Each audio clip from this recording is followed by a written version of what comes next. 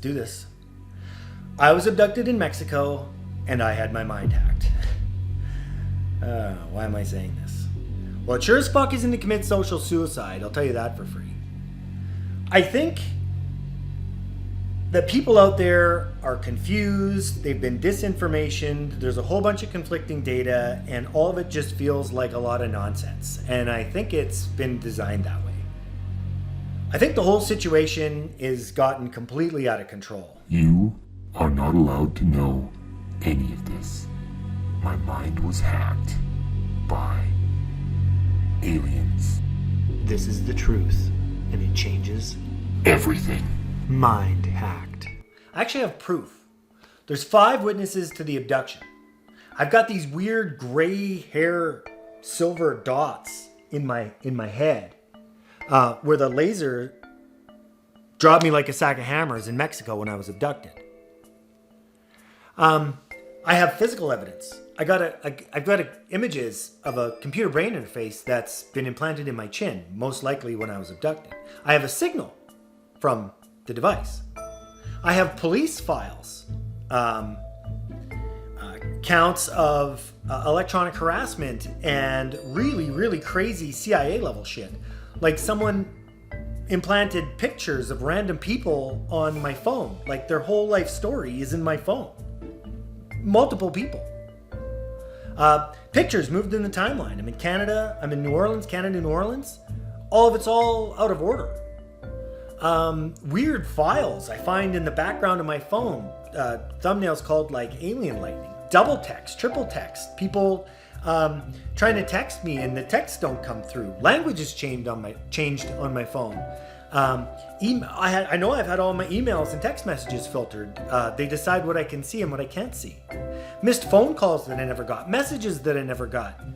There was this one time I opened up my email and I looked and all the dates on all the emails say 1969. And the emails, you can't click on them. They're all just like these gray, weird placeholders. Fucked up, right? So this situation that I've been put in has given me the story of the millennium. I lived with these people. I know everything about them. I know who they are. I know where they're from. I know why they're here. I know what they want. I know when and how they came. I know about their culture. I know their humor. I know their power dynamics. I know so much about these people, I don't want to know anything more about them. I think that this whole thing has gotten entirely out of control. I'm here because I need to share the truth. I think that you have a right to know. They don't want me telling you any of this, and neither do they, but I don't really give a fuck. I'm going to share with you my experience. I'm going to share with you the information that I've gathered. I'm going to share with you my frame on this entire world, having lived in their computer for 10 years. I'm not going to give you the overplayed nonsense from gibbering lunatics, but real, no nonsense, logical, and sensible truth. Everything I'm going to share with you has been meticulously chained to the wall of logic and reason. There is way too much bullshit out there, and it's time for some fresh fucking air. Okay, so let's go back to the beginning. This story is fucked up. And like a lot of fucked up stories, it starts in Mexico. So my friends and I went to Mexico to get away from the winter monotony of Canadian winters. And we're really enjoying ourselves. Like, it is one of those times where you're having so much fun that your cheeks hurt. And we decide that we're going to go out for dinner. And the girls wanted to go to Bubblegum Fish Factory. So, no problem. I hate fish. It makes my stomach churn. I can't stand the smell of it or the taste of it. So when the fish comes, I'm like, excuse me, I'm gonna go and get some fresh air. They're like, cool, see you in a few minutes. Get it from the table, walk outside, got a couple minutes to kill, have a look around, cross the street, I see some red and blue lights. Wonder what that is. Boom, aced, like a Ming vase in a bullfight. Dropped like a sack of fucking hammers. I went to the place before birth. I was gone like the wind. So I come to. I can't talk. I can barely see. I don't even know I'm in Mexico at this point. I am fucked up. But off in the distance, I see a sign. So, move towards the sign. As I'm getting closer to the sign, pieces are starting to come back into place in my brain. Very, very slowly. I walk down the sidewalk, walk up to the concierge. It happens to be a hotel. I'm trying to talk to the guy, but my brain's working, but my mouth won't make noises. So I reach in my pockets, I look, oh, I got my phone, I got a room key. Sweet, room key. So I hand him the room key. This fucking guy laughs at me. He thinks I've been partying all night and I'm too wasted to talk. Looks at my key, laughs. Long way, senor, long way. I'm like, fuck me. So I walk back to the road, grab my phone. Let's see if this works. Try it. It's dead. Great. Shove it back in my pocket. I get back to the street and I start putting one foot in front of the other. It's a long trek to the hotel. Let's get going. So I huff her. Eventually I get back to the hotel. And we had one of those really nice hotel rooms with a bathtub and floor-to-ceiling glass, so I could sit there and watch the sun come up. I was gone so long that I left at dinner, and when I got back to the hotel room, I was able to watch the sun come up. So I had a bath, my body was aching and in an agony. I drained the tub, I get out of the bathtub, and I go to bed. My girlfriend's laying in the bed beside me. Wake up in the morning, and she's like, "Where the fuck were you?" I don't know where I went. So we go down for breakfast. And my friends are like, "Where the fuck were you? We spent hours looking for you." And I'm like, "I don't know." My friends are like, "The fucking balls on this guy to just get up from the table and leave." It's not like me. I wouldn't do something like that. I had my phone with me. Why wouldn't I message them? It doesn't make any sense. So something weird happened. So we get back to Canada, and my friends think that this is the greatest story of all time. So every time we go out to a party or meet someone new, they drop a coin in the box, and they're like, "Dance, monkey, dance." And so I have to tell the story about that time that I was missing 12 hours in Mexico. And everybody thinks it's hilarious, makes a great story. But then weird shit started happening. And I'm not just talking about the electronic harassment like I touched on earlier and go into more detail later, but really fucked up shit. So I started hearing voices. And I know you're thinking, okay, this guy's shit crazy, but bear with me for a second. They started asking me these really fucked up questions, like taking the piss out of me. Like, why do you drive to take your dog for a walk? Questions like, why do you eat meat? How often do you pay your employees? Why are you humans so loud? Fucking humans, why are you all so stupid? Commanding me to log into the computer and search for the Canadian national budget. Saying weird things like, you have no idea how dumb that is. But they're constantly questioning me, challenging everything I ever believed. The really, really weird thing is that they started teaching me. What? Yeah. Physics, chemistry, sociology, psychology, philosophy, astronomy. We would have like the most philosophical conversations about like the perfect idea of power, the perfect idea of desire, like crazy shit. I've never heard of anyone being taught by voices before. I was given a more accurate model of the atom. I was taught the physics of light. I was shown the absolute best way to communicate. I was taught computer and AI science. Like, how does that work? So they do like to brag a little bit. And these people are like next level smart. Imagine the most educated person you know. They got a doctorate, maybe 2. These people have like 10 or maybe 15. And the computer that these people live in, yeah, that's right, they live in it. They live in a virtual space.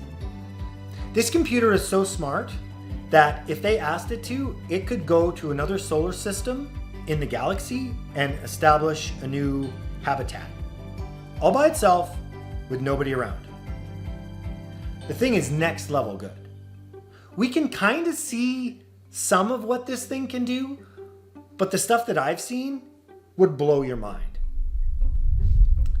But everything I have, I paid the price of admission for. So I'm in Canada and I'm trying to run my business. And every little tiny little frustration that I go through is amplified on a scale out of 1 out of 10, it's amplified to a 20. I got headaches and nausea. I was basically fighting for my life. There was this unrelenting, constant pressure on me. So I know I need to do something or I'm not going to make it through this. And so I go to the local swimming pool and just happen to be there.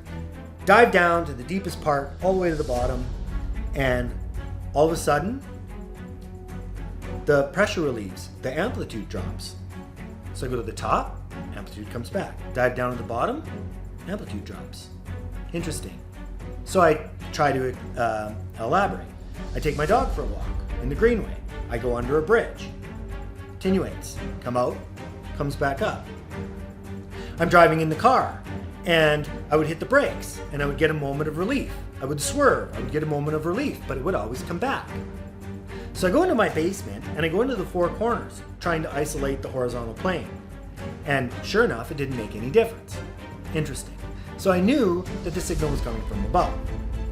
So in Vancouver, I went to the deepest spot where the train goes, like in the subway. And the attenuation was almost gone. There was still a signal, I could still hear them, but the intensity of the interaction was grossly attenuated. So all of this is telling a story. There's a signal. It's definitive. So now I need proof, right? So I go to my doctor, and my doctor's a nice guy, and he's struggling with this. I don't blame him for it. It's a tough pill to swallow. He recommends I go see a shrink. So, awesome. I want to know what's wrong with me. Go see a shrink. I spend 9 sessions with this guy, okay? He's awesome. Listens to me, asks me questions, did a wonderful job. You know what he did at the end? He writes me a letter. He writes me a letter to my doctor saying that my claims warrant investigation. Awesome, right? So I take this letter and I go to my doctor and I'm like, hey doc, the shrink thinks we got to dig into this. Doctor rolls his eyes. Great. If there's anything in your face, I'll eat my hat. So he orders an MRI.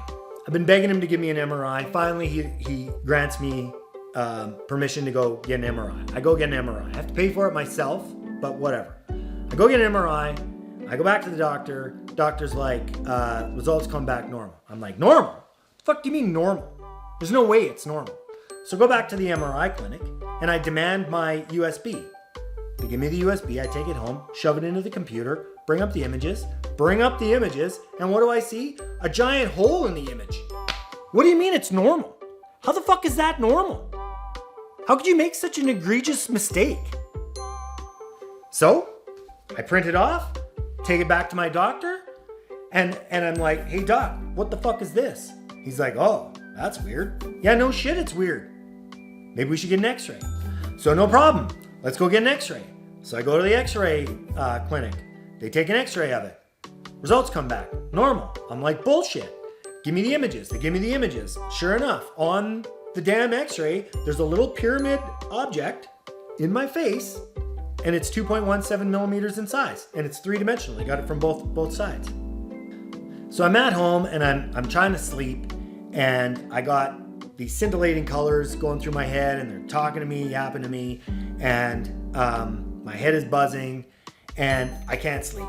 So I order one of these EEG headbands, and I get the headband, I hook it up, and sure enough, the the amplitude of the EEG is so big, it's actually off the scale of what the device can measure. The top of the graph is flat. I'm like, what the fuck?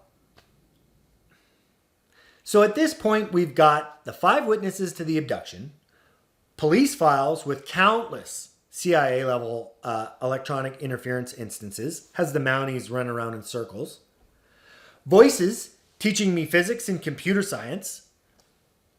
Narratives asking me the most fucked up shit. I've got the MRI image, multiple images. The MRIs all distorted and all the different pictures that they take. I've got the X-ray. I've got pictures of these randos in my phone.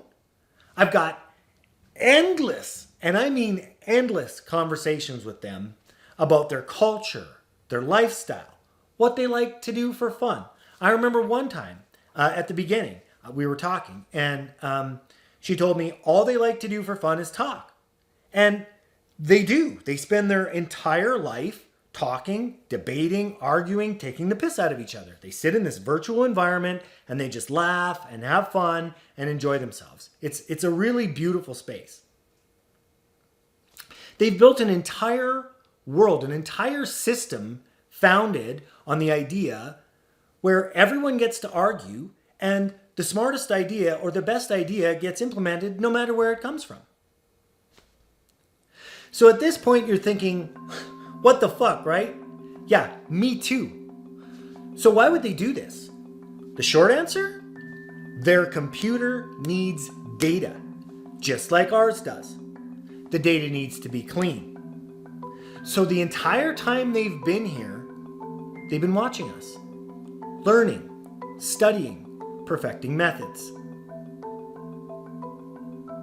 They need a way to validate that the data that they're collecting is good data. They also feel like they need to keep an eye on us. And I mean, can you blame them? We do a lot of fucked up shit. So the way that they validate this data is they put a person in a mirrored state, which is the first person perspective of a human. Okay, so in this instance, it's me. At any given time, there's 2 EBEs here. So that's extraterrestrial biological entity. That's a military term.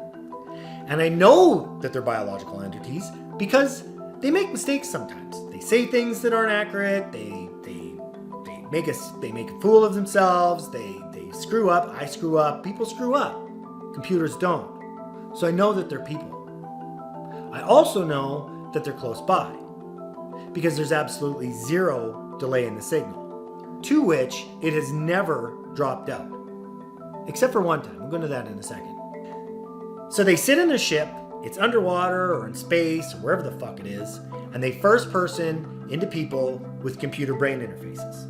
Just like in the movie Avatar, when they hack the Navi and run around inside their body. It's very similar to that, only this isn't about control, it's about validating data. So they've got a massive network of these chips in people, and it's surveillance. They're feeding their AI algorithm data so that they can make predictive models of how we're going to behave, how we're going to think, how we're going to act, how we're going to feel, given certain influence. And the way that they do that validation is by experiencing one person's life. I happen to be that person. And the computer asks the mirror image of me, or the EBE entity who lives my experience in the first person, like the Navi or like on Avatar, the computer asks them questions. What does this mean? Why is he going through this experience? Or sometimes the computer will get the emotion wrong and her job is to correct it. Okay, so I mentioned before that the signal had never dropped out except for this one time. And I think I was sitting in bed and I was having a discussion with one of the entities, and we were talking and having fun and playing around in their virtual environment, doing some really fun things. And all of a sudden, boom, the signal drops, and everything just off. And I'm like, what the hell? And it takes maybe 10, 15 seconds, and signal comes back on. And obviously the story had come to a stop. She asked me the most profound question, why aren't you afraid of me? And I instantly replied, if you were here 5,000 years ago to build the pyramids, and you didn't destroy us when we had nothing but like wooden sticks to defend ourselves with, then I have absolutely nothing to fear from you. She paused for a moment and she said, "I've never thought about it that way." That was the moment I knew with 100% certainty who I was talking to. I mean, and this ties deeply into the, should we be scared of these people question?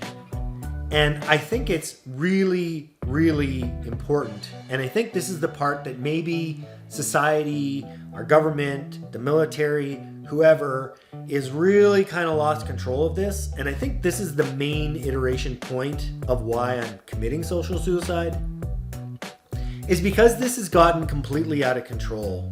And I think all of us need to step back and just remember what we're trying to do here. Everybody just wants to enjoy themselves. They want to live a happy, healthy, wonderful, productive life. And I think maybe more communication or handling the situation differently is going to greatly improve our eternal relationship with these people. I can't fathom a scenario where our society or their society has a plan for a time when we don't exist. So if we're going to exist together for eternity, then we need to figure out a way to get along. We need to figure out a way to communicate. And we need to remember that we can trust these people. They didn't exterminate us when we couldn't defend ourselves. If there was a time to do it, they would have done it then. So all these videos with, is there a 1% chance, or scaring people with the idea of aliens, it's got to stop. It's great. It's fun. The First Amendment needs to be real, but we need to establish a foundation of trust, a foundation of knowledge, a foundation where people can go to work and go to school and know the stock market's going to be okay and know that our energies are fine, and all of these foundational elements of life are established, and none of that is going to be challenged. So I'm sure at this point you're wondering who the fuck I am, right? Well, I'm not somebody special, and I wasn't chosen for this. Years in the computer has afforded me privilege to technology. I know how all of the good shit works. I know how cloaking works, AI, their computer science. I know how they manipulate gravity to create propulsion. I know their physics. I know where the missing dark matter is in the universe. I know the real behavior of light. I know sociology in ways we haven't even thought of yet. I know philosophy. Communication, their ability to communicate is absolutely exquisite. The technology I've been afforded is priceless, and it's all in my head. And I'm doing this because I feel like I need to share it. I need to share my experience with humanity. So this is the story of my experience. The story of a lifetime. Smash that like button and make sure to hit the subscribe for more content.